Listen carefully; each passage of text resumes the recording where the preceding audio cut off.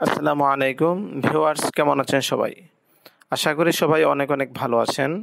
আজ আমরা শিখব কিভাবে শুদ্ধরূপে ওযু করতে হয়। এটা আজ আমি আপনাদের এই ভিডিওতে শেয়ার করব। তাই ভিডিওটি না টেনে ফুল ভিডিওটি দেখবেন।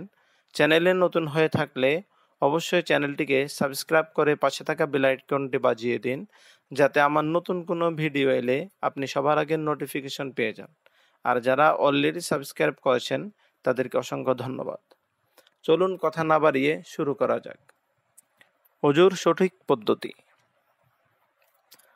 কোরআন ও সহিহ হাদিস দ্বারা প্রমাণিত ওযুর সঠিক নিয়ম: মনে মনে ওযু করার নিয়ত বা সংকল্প করবে, তারপর বিসমিল্লাহির রহমানির রহিম বলবে, ৩ বার ডান হাতে পানি নিয়ে ২ হাত কবজি পর্যন্ত ধৌত করবে, সেই সাথে হাতের আঙ্গুলগুলো খিলাল করবে, আংটি থাকলে পানি পৌঁছানোর ব্যবস্থা করবে, ৩ বার মেসওয়াক করবে, ৩ বার ডান হাতে পানি নিয়ে গড়গড়িয়ে কুলি করবে এবং নাকে পানি দিবে ও নাক ঝাড়বে, ৩ বার কপালের গোড়া থেকে ২ কানের লতি সহ থুতনির নিচ পর্যন্ত সম্পূর্ণ মুখমণ্ডল ধৌত করবে।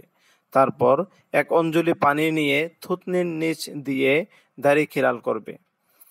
৩ বার প্রথমে ডান ও পরে বাম হাত কনুই পর্যন্ত ধৌত করবে। এরপর নতুন পানি নিয়ে ২ হাত দ্বারা মাথার সম্মুখ হতে পিছনে ও পিছন হতে সম্মুখে নিয়ে গিয়ে একবার পুরো মাথা মাসে করবে। একই সঙ্গে ভিজা শাহাদাত আঙ্গুল দ্বারা কানের ভিতর অংশে ও বুড়ো আঙ্গুল দ্বারা কানের পিঠ মাসাহ করবে। ৩ বার ডান ও বাম পায়ের টাকনু সহ ভালোভাবে ধৌত করবে। এ সময় বাম হাতের কনিষ্ঠাঙ্গুল দ্বারা পায়ের আঙ্গুলসমূহ খিলাল করবে। অজু শেষে বাম হাতে কিছু পানি নিয়ে লজ্জাস্থান বরাবর ছিটিয়ে দিবে। বিশেষ করে পেশাব করার পর অজু করলে এই আমল অধিক রূপে ব্যবহার্য, যেহেতু পেশাব করে তাহারাতের পর ২-১ কাতরা পেশাব বের হওয়ার ওয়াসওয়াসা থাকে, সুতরাং পানি ছিটিয়ে দিলে ওই ওয়াসওয়াসা দূর হয়ে যায়। অতঃপর কালিমা শাহাদাত পাঠ করবে, আশহাদু আল্লা ইলাহা ইল্লাল্লাহু ওয়া আশহাদু আন্না মুহাম্মাদান আবদুহু ওয়া রাসূলুহু।